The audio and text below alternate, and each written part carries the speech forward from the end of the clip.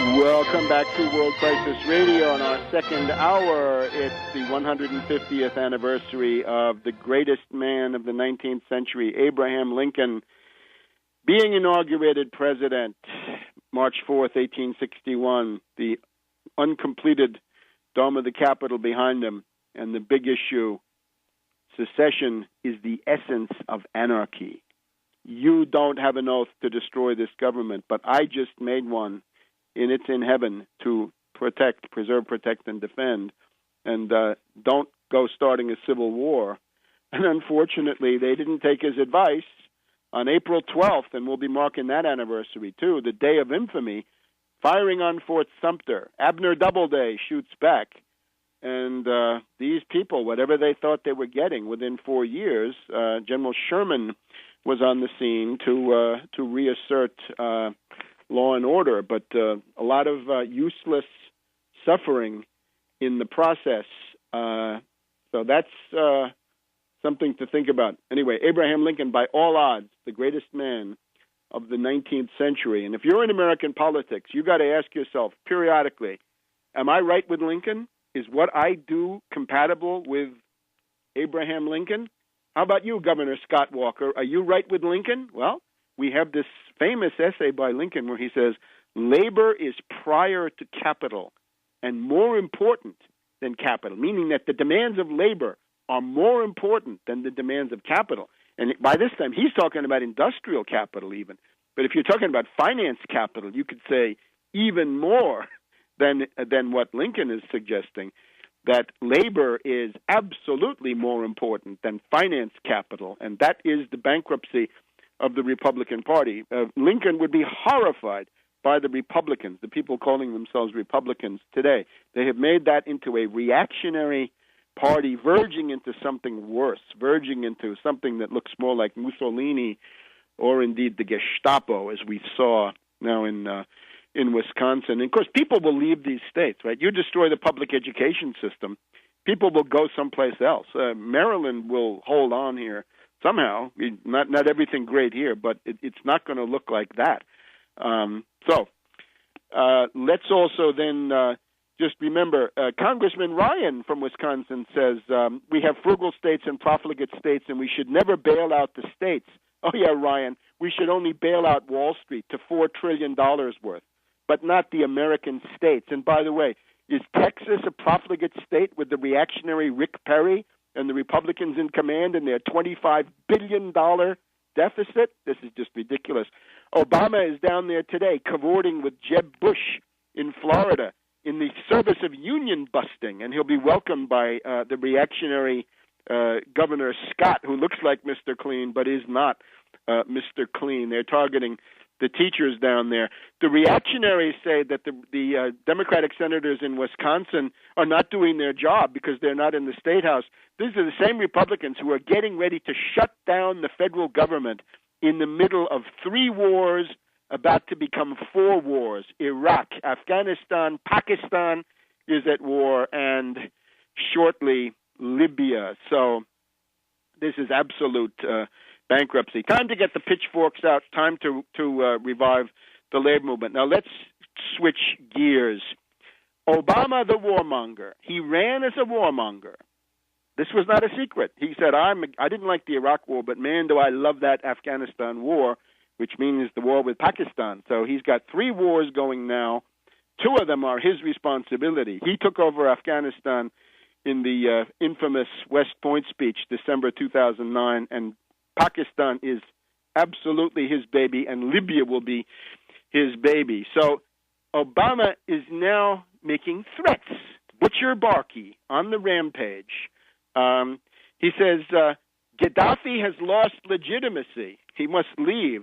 Obama, where's your birth certificate? This shows the progressive, anti-war essence of the birth certificate issue.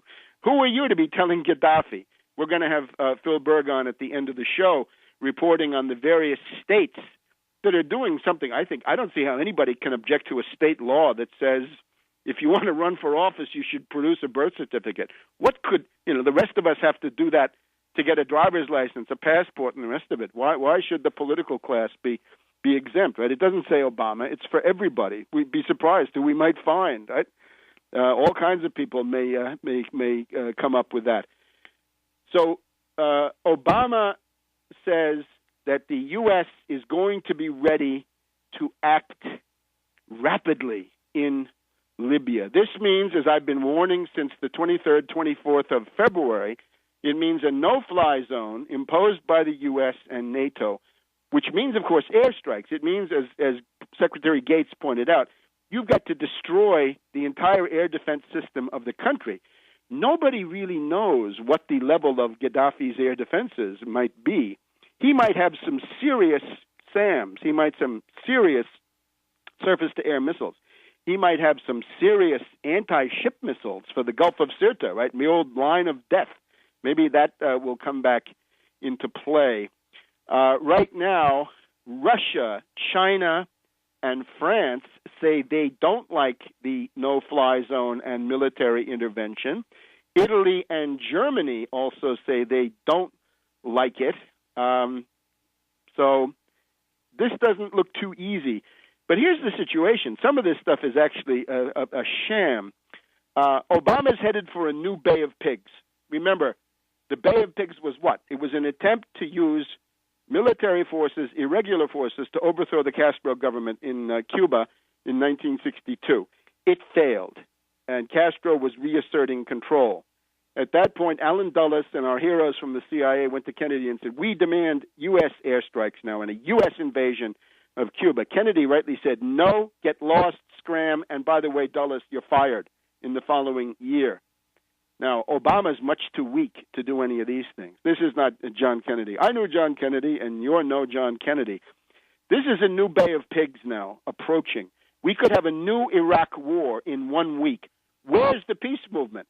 In the same phase that we're at now, vis-a-vis Iraq, we had several 100,000 people demonstrating in Washington. Peace movement completely paralyzed by Obama's pretty face, even more by the fact that they're all foundation funded, they're all corrupt, they're all somehow hooked into the left wing of the CIA, and this is something they like because it's done under left cover. They're going to sell this to you as an anti-dictator move.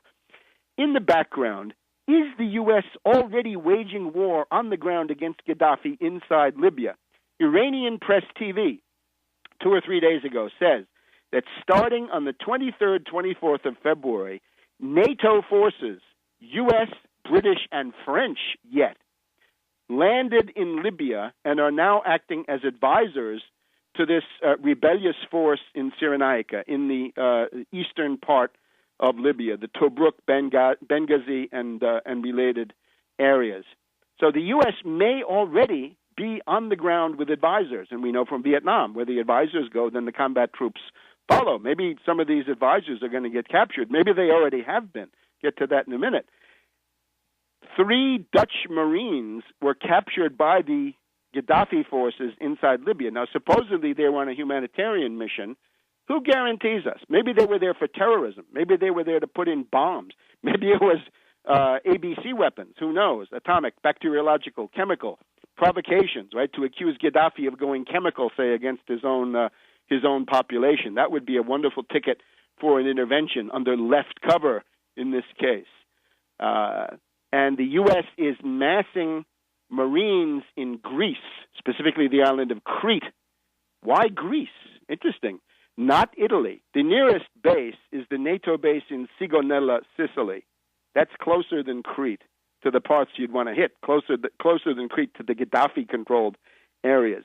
Is it the case that Berlusconi and Frattini, the Italian government, are saying no to using Italy as a launch pad for aggression against Libya?